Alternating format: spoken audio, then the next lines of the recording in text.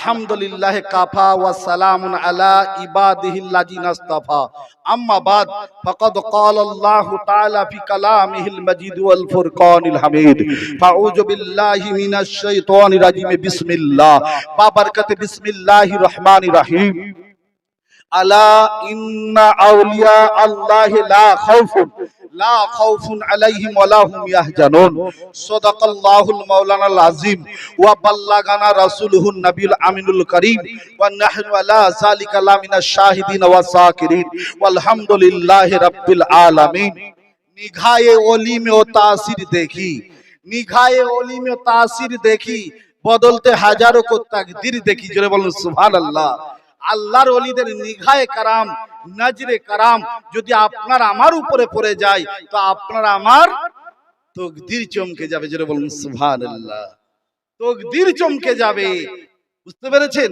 তো যে আয়াতে কারিমা আপনাদের সামনে রেখেছি, আমার আল্লাহ রব্বুল আলামিন বলছেন। কে বলছে? আল্লাহ নামুল্লাহ। জোরে বলুন। কোনো সন্দেহ আছে? কুরআন কার? আল্লাহর বাণী না? তো আমার আল্লাহ বলছেন, কোন মোল্লা নয়। আমার আল্লাহ সতর্ক বার্তা দিবে, আল্লাহ তোমরা সাবধান হয়ে যাও। ইন্না আউলিয়াল্লাহি, নিশ্চয় আমার ওলিয়া উলিয়াদের, লা খাউফুন, কোনো ভয় নাই, আলাইহিম ওয়া লা হুম ইয়াহজানুন, কোনো চিন্তা ভাবনাও নাই। কাদের? কাদের? তাদের যারা আমার হয়ে গেছে। বলেন না, যারা আমার বন্ধু হয়ে গেছে। ওলি মানে কি? ওলি মানে কি? একদিক থেকে অভিভাবক, আবার একদিক থেকে বন্ধু। কথা বোঝা গেল? তো আল্লাহ রাব্বুল আলামিন যারা আমার বন্ধু হয়ে গেছে, এখানে যে আলা ইন্না আউলিয়াল্লাহ ব্যবহার করে, যেটা আল্লাহর বন্ধুর সংকেত। আল্লাহ বলতে যারা আমার হয়ে গেছে, আমি আল্লাহও তাদের হয়ে গেছি। আর আমি আল্লাহ যাদের হয়ে গেছি, আমি আল্লাহ বলি তাদের কোনো ভয় নাই, কোনো ডর নাই, কোনো চিন্তা ভাবনাও নাই। না ইহ জগতে, না পরজগতে, না বাস্তব জগতে, না রুহের জগতে, কোনো জায়গাটাই তাদের চিন্তা নাই। ওগো, এই বাস্তব জগতে এদের যা পাওয়ার থাকে, ইন্তেকালের পরে আল্লাহ রাব্বুল আলামিন তাদের পাওয়ার আরো দ্বিগুণ বাড়িয়ে দেয়। জোরে বলবেন না? আরো দ্বিগুণ বাড়িয়ে দেয়। তো আমার ইমাম পাকের পাওয়ার হায়াতে জিন্দেগানিতে যা ছিল, ইন্তেকালের পরে আমার আল্লাহ রাব্বুল আলামিন আরো দ্বিগুণ বাড়িয়ে দিয়েছে। জোরে বলেন না? আচ্ছা বলুন তো, আপনার আমার প্রশংসা কেউ করবে মরে গেলে? বলে করবে? তো আমার ইমাম পাকের পাওয়ার আমার আল্লাহ কেমন বাড়িয়ে দিয়েছেন। তিনি আজ থেকে কতশো বছর আগে ঘুমিয়ে গেছেন, দুনিয়ার মাটি ছেড়ে চলে গেছেন। দেখুন আজও তার জিকির চলছে, আজও তার প্রশংসা চলছে। দুনিয়া থেকে সব বিলীন হয়ে যাবে, সাইফুদ্দিন মাদানী বিলীন হয়ে যাবে, মাওলানা মহিদুল ইসলাম বিলীন হয়ে যাবে, মাওলানা মঈনুদ্দিন বিলীন হয়ে যাবে, এ মসজিদের হাফেজ সাহেবও বিলীন হয়ে যাবে। আমাদের প্রশংসা যদি মানুষের মতো মানুষ হয়ে যেতে পারি তাহলে করবে, আর না হলে আমাদের নাম ও নিশান ইন্তেকালের পরে মিটে যাবে। কিন্তু আল্লাহ ওয়ালারা এমনই আল্লাহর গুণে গুণান্বিত হয়ে গেছেন, এমনই আল্লাহর জ্ঞানে জ্ঞানান্বিত হয়ে গেছেন, তারা ইন্তেকালের পরেও 100, 200, 500 বছর, 800, 1000, 1400 বছর ধরেও তাদের মানুষ গুণগান করে আসছে, আর কিয়ামত পর্যন্ত করেই যাবে। জোরে বলুন না? আরে করবে না? করবে না? তো আমার মতো সাইফুদ্দিন মাদানী যদি আল্লাহ ওয়ালাদের প্রশংসা না করে, তো আল্লাহ ওয়ালাদের কিছু বয়ে যাবে না। কেন না? আমার আল্লাহ রব্বুল আলামিনের অসংখ্য ফেরেশতা তাদের প্রশংসা করে। জোরে বলেন না? আমার আল্লাহ রব্বুল আলামিন নিজে তাদের প্রশংসা করেন। জোরে বলবেন না? একবার জমকে ধরছো আল্লাহুম্মা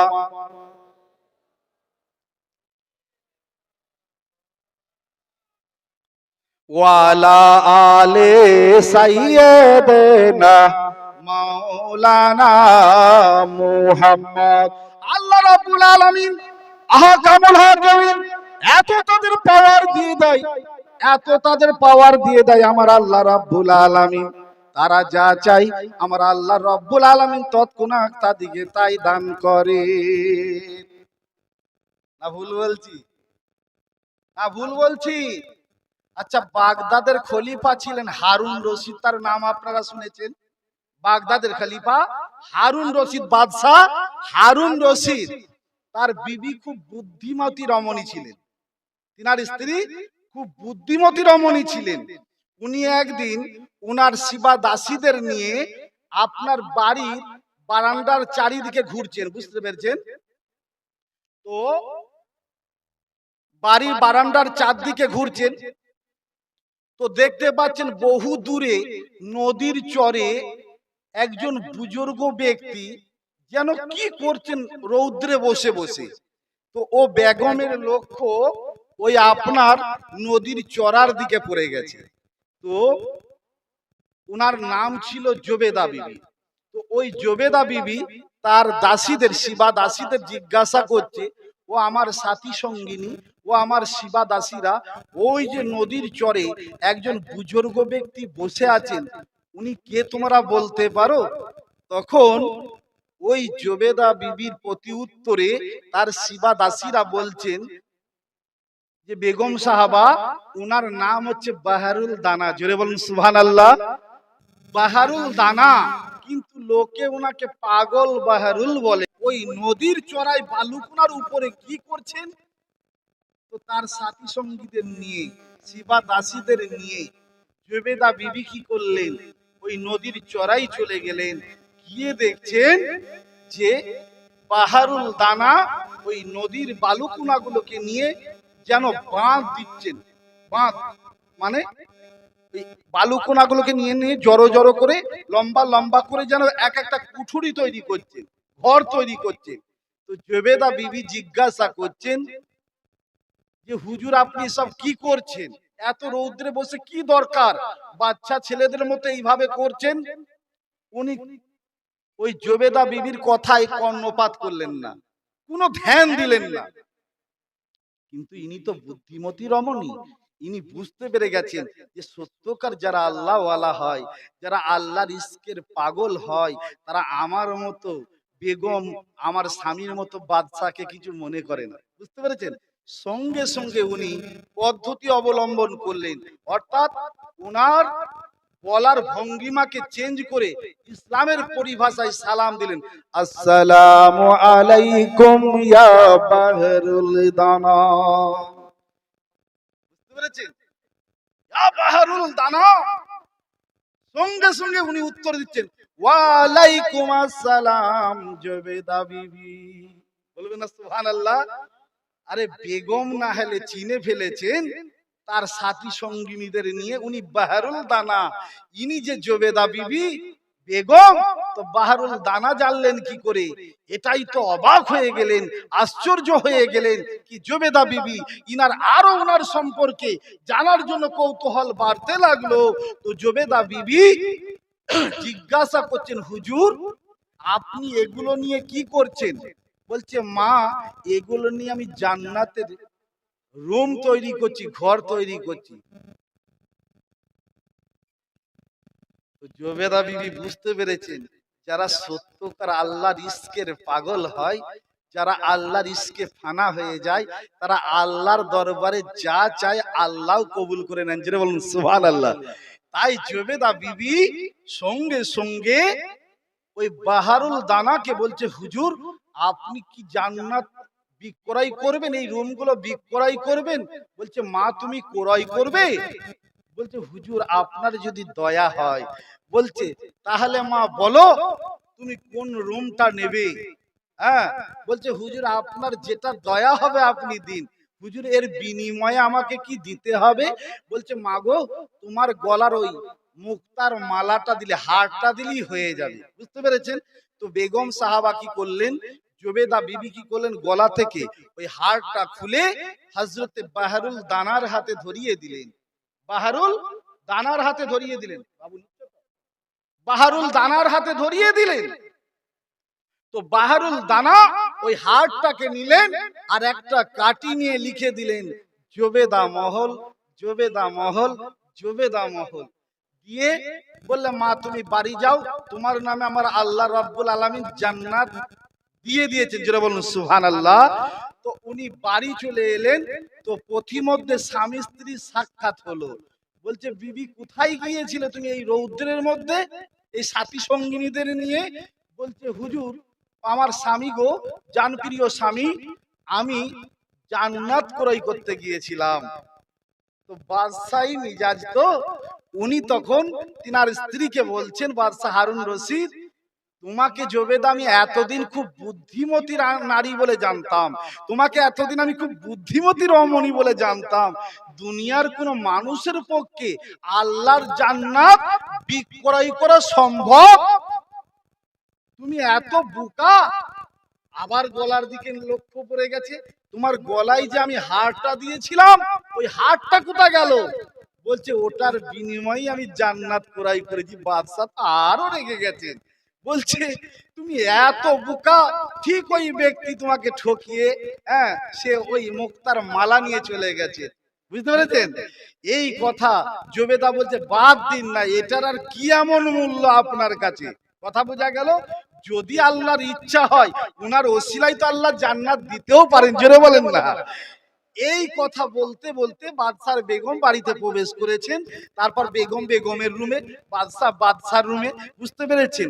এবার রাত্রির বেলায় বাদশা স্বপ্নের মাধ্যম দেখতে পাচ্ছেন, জান্নাতের প্রতিটা চৌকাটে দুয়ারের মাথাতে লেখা আছে জোবেদা মহল, জোবেদা মহল, জোবেদা মহল।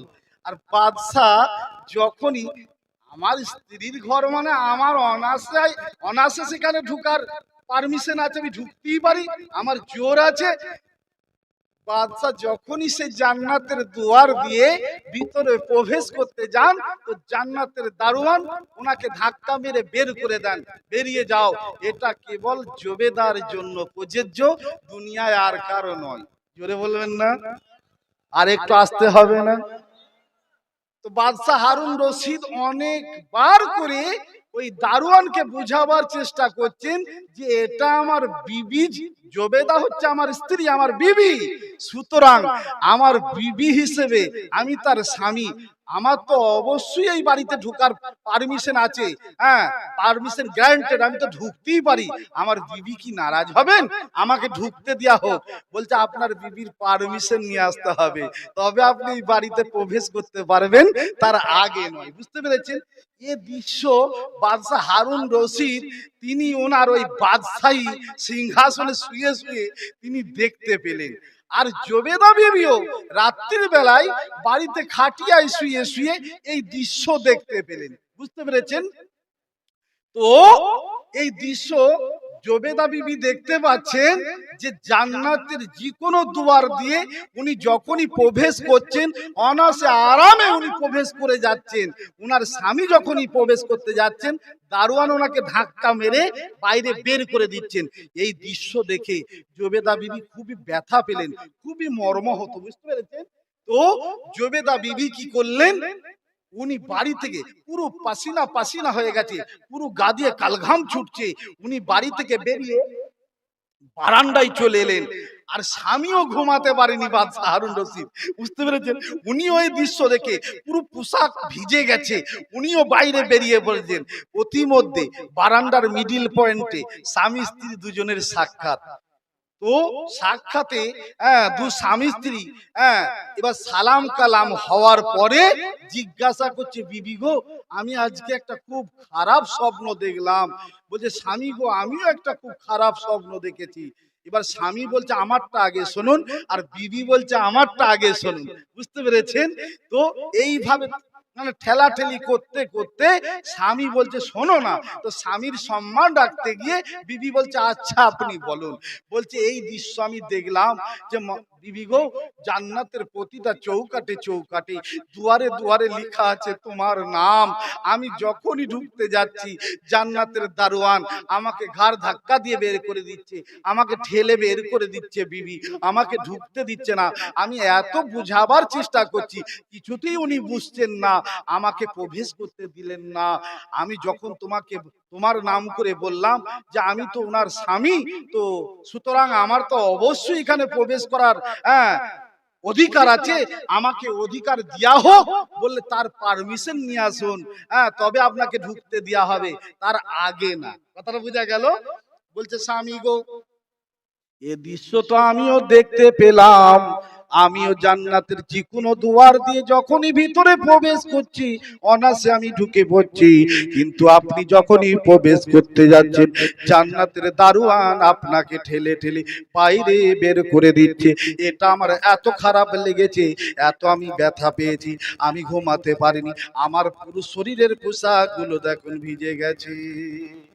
আমি তাই কথা বলার জন্য অন্তদন্ত হয়ে বড় পরিশান হয়ে আমি বাইরে বেরিয়ে পড়েছি। স্বামী গো, বলছে বিবি গো, আমি এই কথা তোমাকে বলবো বলে আমি আর ঠিক থাকতে পারিনি, আমি ছুটি রাত্রি বেলায় তোমার রুমে যেতে প্রবেশ করতে যাচ্ছিলাম, যাক আল্লাহর কারামে পথের মধ্যেই দেখা হলো, বলুন সুবহানাল্লাহ, বারান্দার মধ্যেই সাক্ষাৎ হয়ে গেল।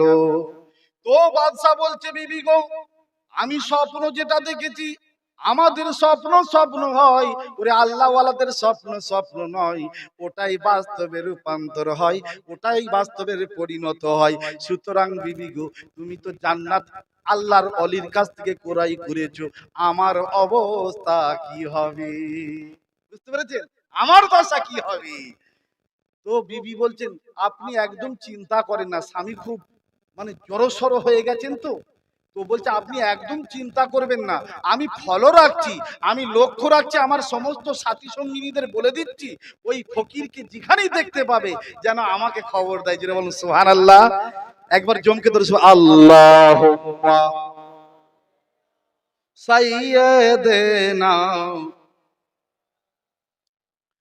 ওয়ালা আলে সাইয়্যিদিনা মাওলানা মুহাম্মদ। ও বিবি গো, আমি বড় চিন্তিত হয়ে পড়লাম।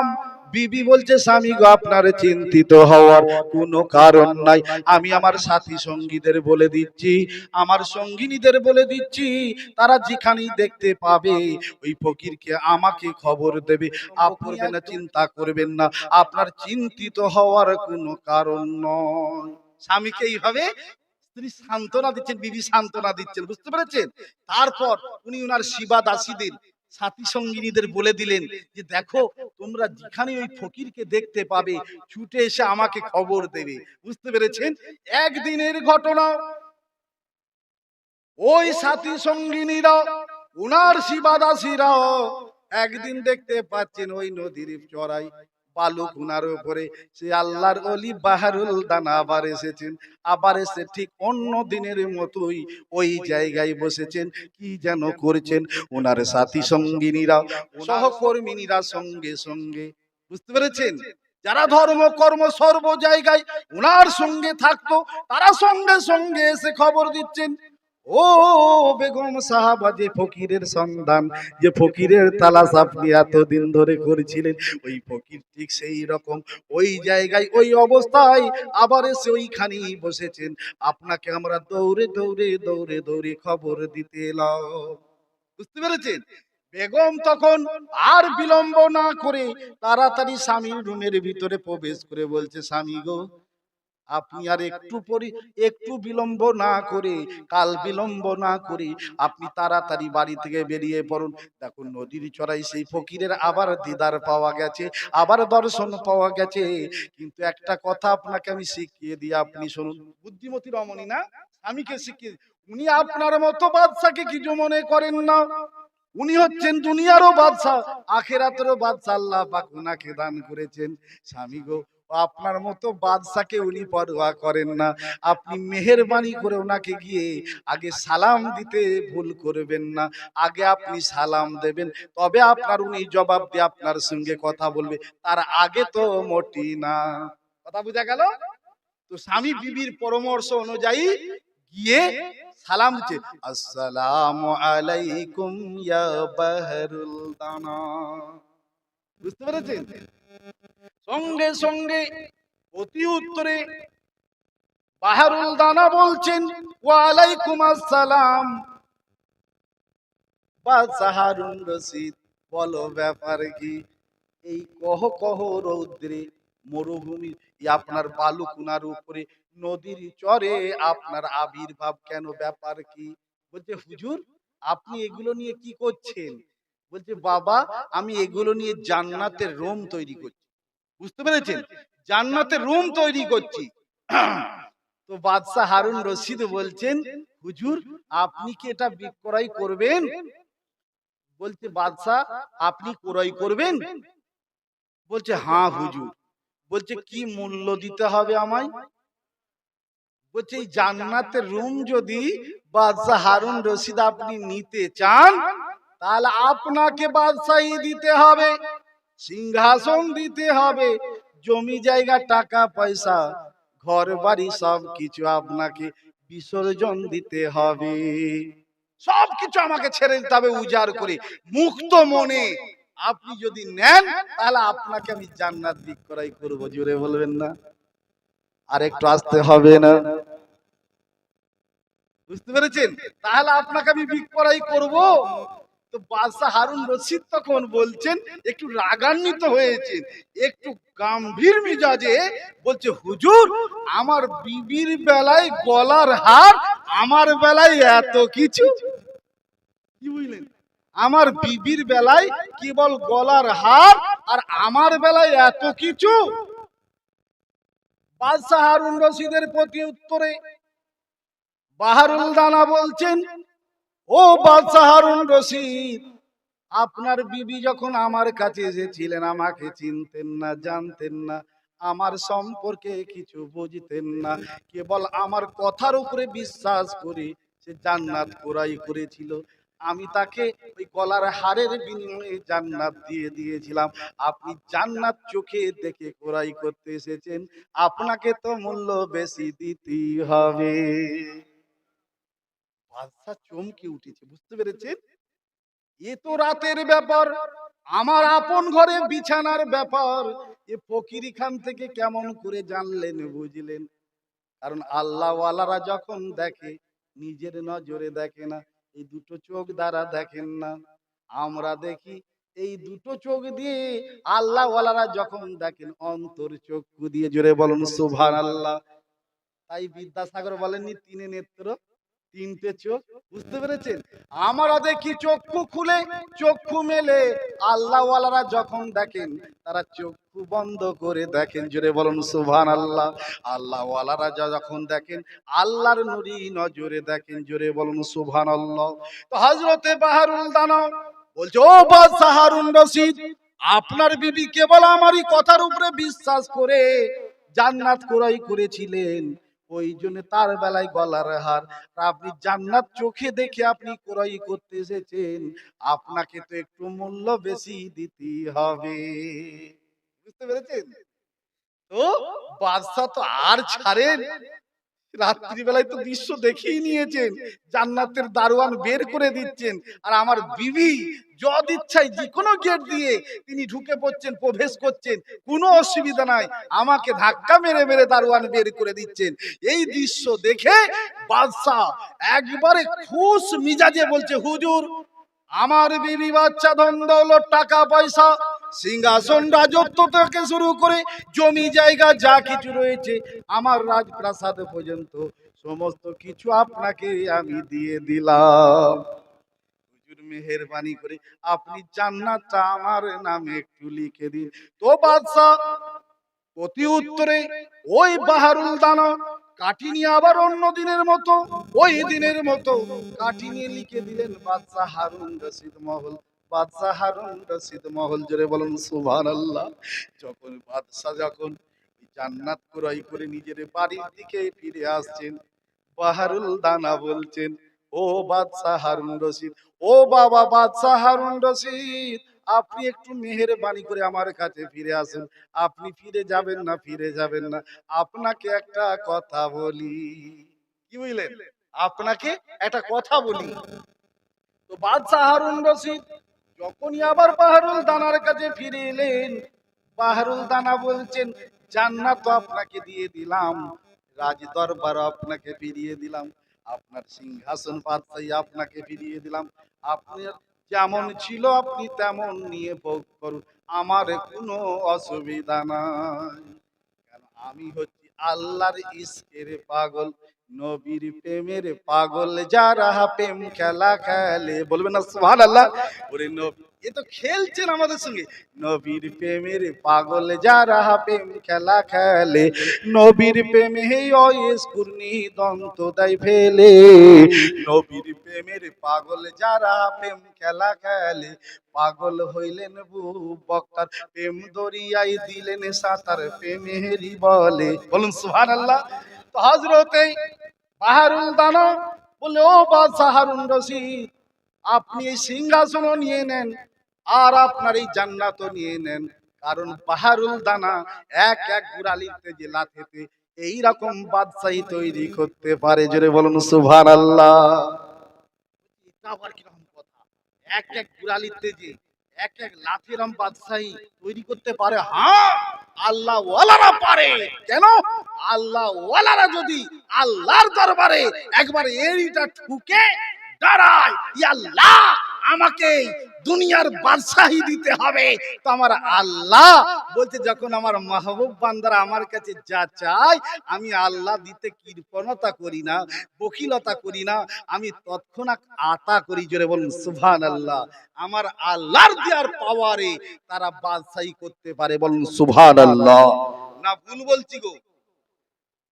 বাহারুল দানা এত বড় দরের আল্লাহর ওলি ছিলেন। জ্ঞানী মানে দানা মানে হচ্ছে জ্ঞানী ব্যক্তি, আগে বললাম না? তো ওই বাহারুল দানার কাছে একদিন এক ব্যক্তি এসেছেন, বুঝলেন?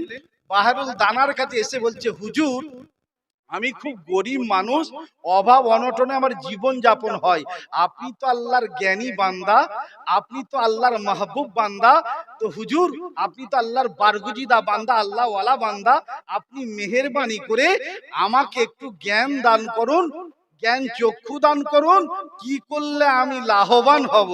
তো বাদশাহ ওই ব্যক্তির প্রতি উত্তরে বাহারুল দানা বলছে, বাবা তুমি গ্রীষ্মকালে কাঠকে ক্রয় করবে আর বর্ষাকালে বিক্রয় করবে। কি করবে? কাঠ কুটো গ্রীষ্মকালে কিনবে আর বর্ষাকালে বিক্রি করবে। যাও, আল্লাহ তোমাকে লাভবান করবেন। বলুন সুবহানাল্লাহ। আচ্ছা, আপনারা একটা বাস্তব উদাহরণ দিই। আমরা এখন নাহলে গ্যাসের যুগ, আমাদের শীত গ্রীষ্ম বর্ষা কোনোটাই অসুবিধা হচ্ছে না। যখন গ্যাসের কোনো আবির্ভাব হয়নি, গ্যাস যখন আসেনি, বর্ষা বাদলে আমাদের জ্বালানির খুব অসুবিধা হতো না? আমাদেরকে জ্বালানি কাঠ কুটো জোগাড় করে রাখতে হতো বর্ষার কথা চিন্তা করে, তাই না আমার ভাইরা? তো আমি যে কথা বলছি, বাদশা বললেন, বাহারুল দানা বললেন, ও বাবা শোনো, তুমি গ্রীষ্মকালে একটু মালের দাম কম থাকে না, পাতা চুতা খড় কুটো মানুষ ঝাঁটপাট দিয়েও জ্বালানি করে নেন, তাই না? কিন্তু বর্ষাকালে তো সব ভিজে যায়, সম্ভব না। তো বর্ষাকালে জ্বালানির দাম একটু বেড়ে যায়, কাঠ কয়লার দাম বেড়ে যায়। তো বাবা তুমি গ্রীষ্মকালে ক্রয় করবে আর বর্ষাকালে বিক্রয় করবে, যাও, আল্লাহ তোমাকে প্রচুর লাভ দেবে, তুমি লাভবান হবে। তো ওই বাহারুল দানার কথা শুনে ওই ব্যক্তি কি করলেন? প্রচুর কাঠ কুটো কিনে ঘর ভর্তি করলেন, বুঝতে পেরেছেন? গুডাউন ভর্তি করে নিলেন আর বর্ষাকালে বিক্রয় করলেন, প্রচুর লাভবান হলেন, উনি ধনবান হয়ে গেলেন। যেটা বলুন সুবহানাল্লাহ। এই দৃশ্য দেখে ওনার একটা বন্ধু বলছেন, হে আমার বন্ধু, একসাথে সিনেমা যাই দুজনে যাই, একসাথে ঈদগায় যাই তো দুজনে যাই, মসজিদে যাই তো দুজনে যাই, যেখানেই যাই একসাথে দু বন্ধু যাই, বিড়ি খাই তো একসাথে দু বন্ধু একটাই খাই। উদাহরণস্বরূপ বুঝাচ্ছি, যেন কেউ ভাববে না ওটা মাকরুহ, শরীয়ত মোতাবেক বৈধও নয়। তো যাই হোক, তো তুই এত কি করে সিদ্ধি হাসিল করলি, এত কি করে পেলি? বলছে, দেখ ভাই, এটা আমার কৃতিত্ব নয়, আমি বাহারুল দানার কাছে গিয়েছিলাম, উনাকে আমি বলেছিলাম, তো উনি আমাকে এই যুক্তি দিয়েছিলেন, তো ওনার যুক্তিটা নিয়ে আমি এত লাভবান হয়েছি, আল্লাহ আমাকে লাভবান করেছেন, বুঝতে পেরেছেন? বলছে, আমি গেলে কি আমাকে দেবে? বলছে, আল্লাহ ওয়ালারা তো কাউকে ফিরান না, নিরাশ করেন না, তো আবার তুই জানা যে দেখতে পারি। এ ব্যক্তি এসে বলছে, এ মাজুব বাহেরুল, আপনি আমাকে জ্ঞান দান করুন, কি করলে আমি লাভবান হব, আপনি একটু মেহেরবানি করে বলে দিন। বুঝতে পেরেছেন? বলছে, বাবা তুমি আদা রসুন পেঁয়াজ গ্রীষ্মকালে ক্রয় করবে, আর বর্ষাটা গুডাউনের ভিতরে ভরে রেখে দেবে, বর্ষা পার করে আবার গ্রীষ্মকালে বিক্রয় করবে। যাও তুমি চলে যাও। এ ব্যক্তিত্ব বিবির সোনা দানা গহনা গাটি যা ছিল, জমি জায়গা ভিটে ভাটা যা ছিল, সব বিক্রয় করে আদা রসুন পেঁয়াজ ক্রয় করে গুডাউন ভর্তি করে ফেলেছে। বুঝতে পেরেছেন? আর বর্ষাটা পার করে গ্রীষ্মকালে গুডাউন খুলে দেখছি শুধু ধোঁয়ায় আর ধোঁয়া, ধোঁয়া আর ধোঁয়া, পুরো পচে ঢুস। কথা বোঝা গেল? এ তো মাথায় হাত দিয়ে বসে পড়েছে। বসে ছুটতে ছুটতে বাহারুল দানার দরবারে পৌঁছে গেছে। হুজুর গো, আপনি একজনকে জ্ঞান দান করলেন, একজনকে জ্ঞানের যুক্তি দিলেন, সে লাভবান হয়ে গেল। আপনি আমাকে এমন যুক্তি দিলেন, আমি পুরো বরবাদ হয়ে গেলাম। ব্যাপার কি? ব্যাপার কি? বলছে, ও বাবা শামসুদ্দিন, ও বাবা মহিউদ্দিন নুরুদ্দিন, তুমি শোনো শোনো, আল্লাহ ওয়ালার দরবারে যে যেমন নিয়ত নিয়ে আসে, আল্লাহ ওয়ালার দরবারে যে যেমন আশা নিয়ে আসে, আল্লাহ রাব্বুল আলামিন তার মাহবুব বান্দার ওসিলা দিয়ে তার মুরাদকে আল্লাহ পূরণ করে। জোরে বলুন সুবহানাল্লাহ। ওই ব্যক্তি যখন আমার দরবারে এসেছিল, ও আমাকে এ বাহারুল দানা বলেছিল, এ আল্লাহর জ্ঞানী বান্দা বলে সম্বোধন করেছিল। ও আমাকে জ্ঞানী বলেছিল, জ্ঞানী বলে সম্বোধন করেছিল, আমি ওকে জ্ঞান দান করেছিলাম। দানা মানে জ্ঞানী বললাম না? ও আমাকে জ্ঞানী বলে সম্বোধন করেছিল, আমি ওকে জ্ঞান দান করেছিলাম। তুমি আমাকে এসে কি বলেছিলে? এ মাজুব বাহারুল, এ পাগল বাহারুল, আপনি আমাকে কিছু যুক্তি দিন। ও আমাকে জ্ঞানী মানুষ বলেছিল, আমি ওকে জ্ঞান দান করেছিলাম। তুমি আমাকে পাগল বলে সম্বোধন করেছিলে, আমি পাগলের যুক্তি দিয়েছি। একবার জোরে বলবেন না?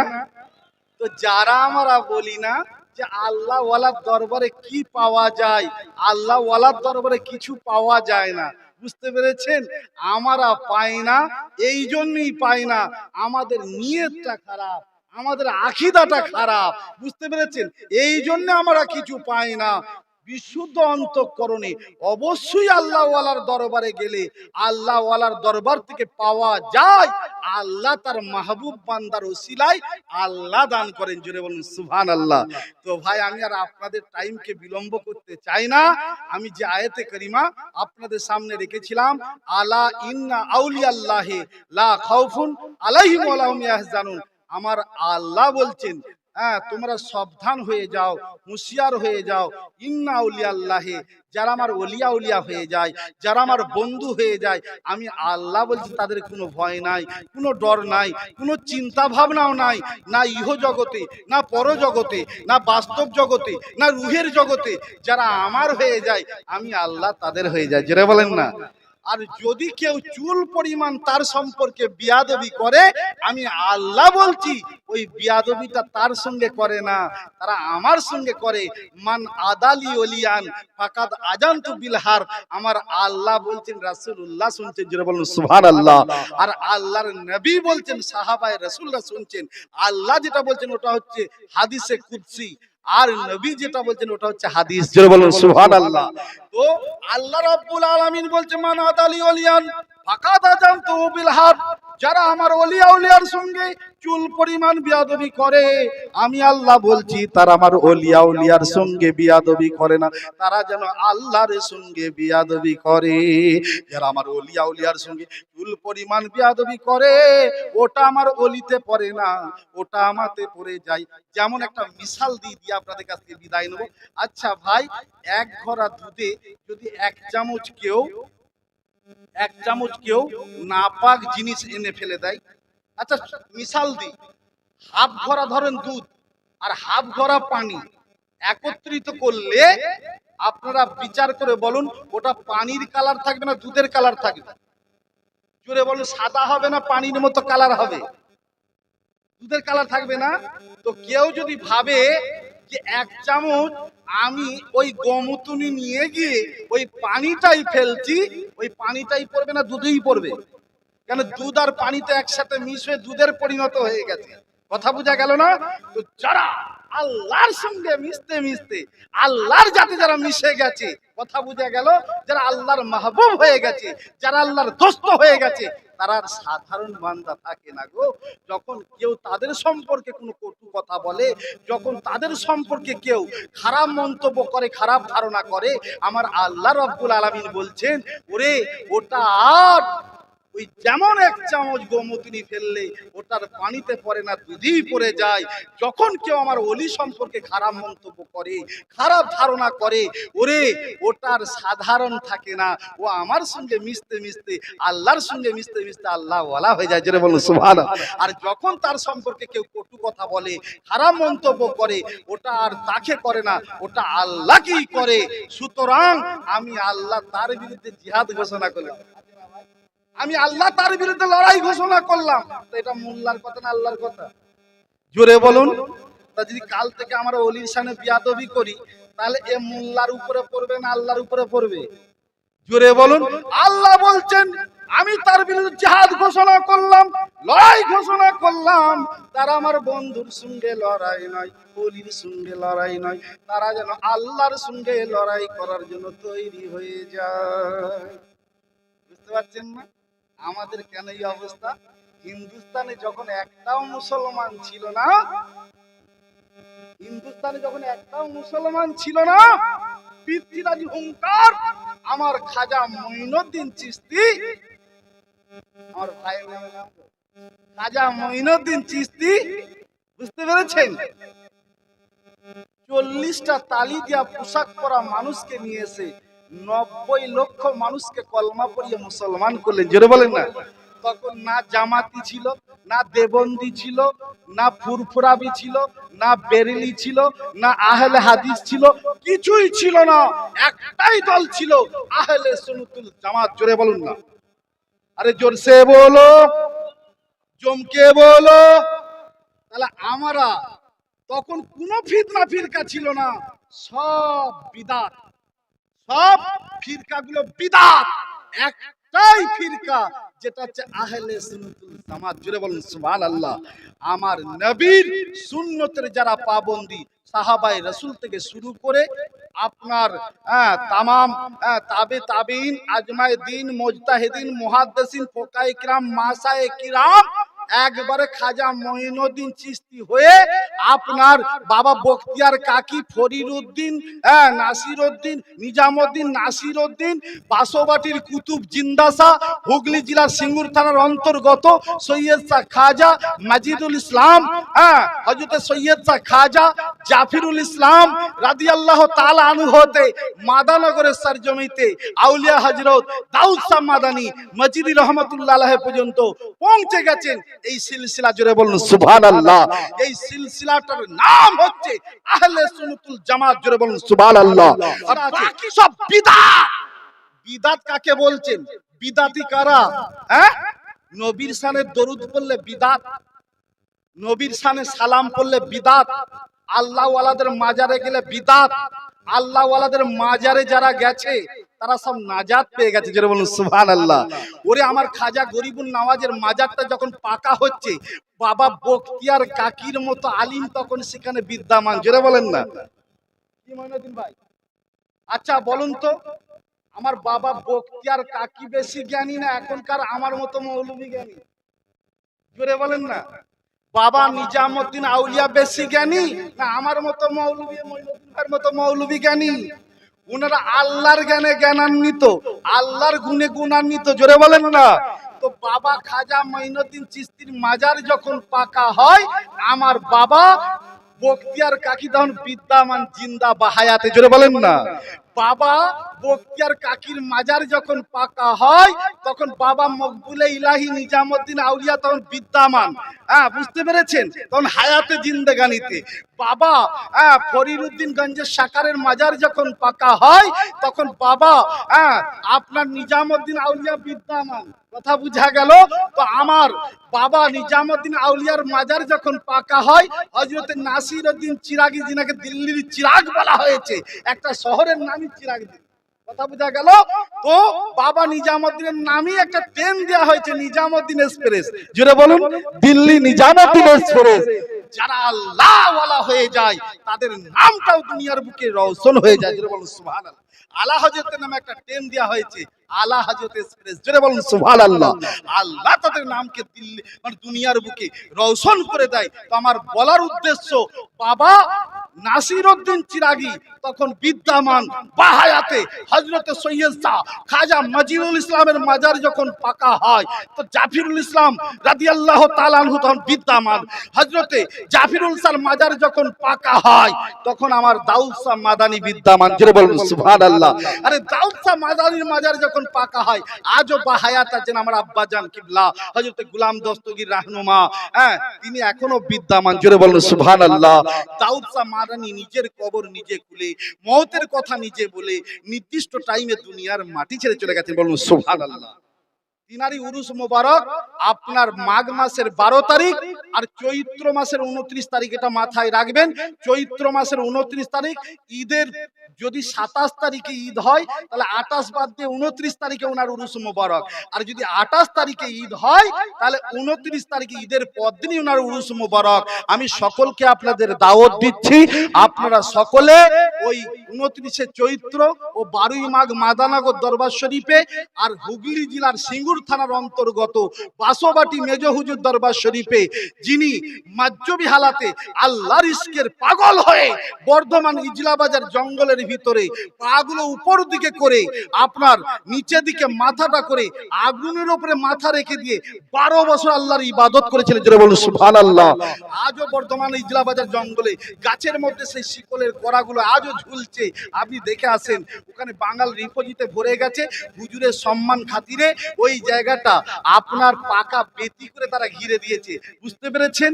তো আমার শোনাচ্ছেন ভাইরা, আমি যে কথা বলছিলাম, তো বাসোবাটি মেজ হুজুর দরবার শরীফে এই আপনার ফাল্গুনের 1920 আপনাদের সকলকে দাওয়াত দিচ্ছি। হ্যাঁ, ওটা হুগলি জেলার সিঙ্গুর থানার অন্তর্গত সেই বাসোবাটি মেজ হুজুর দরবার শরীফে আপনারা উর্স পাকে যোগদান করবেন। এই কথা বলে আল্লাহ ওয়ালাদের পাওয়ার আমার আল্লাহ দান করেছেন, এই কথা বলে এখনকার মতো আপনাদের কাছ থেকে বিদায় নিচ্ছি। আসসালামু আলাইকুম, খুদা হাফিজ। আসুন একবার ভক্তি ভরে উচ্চ স্বরে সে আমরা দয়ার নবীর নাম ধরে দরুদ ও সালামের নজরানা পাঠ করুন। যদি গোলাম রসুল ইয়া নবী সালাম।